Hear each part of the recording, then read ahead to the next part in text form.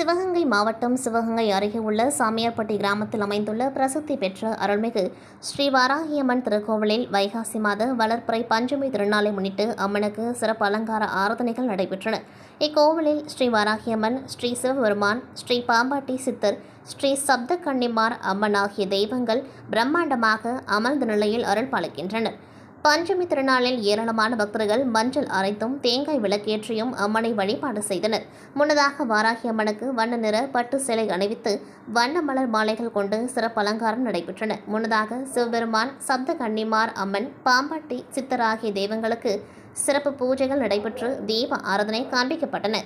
பின்னர் வாராகி அம்மனுக்கு அன்னம், பழங்கள், இனிப்பு வகைகள், கிழங்கு வகைகள் வைத்து நெய்வேத்தியம் செய்யப்பட்டது. தொடர்ந்து தீப தூப ஆராதனை காண்பித்து கோபுர தீபம், 5 முகம் கொண்ட தீபங்கள் காண்பித்து குங்குமம் கொண்ட அர்ச்சனைகள் செய்து பஞ்சமுக கற்பூர ஆராதனை காண்பிக்கப்பட்டன.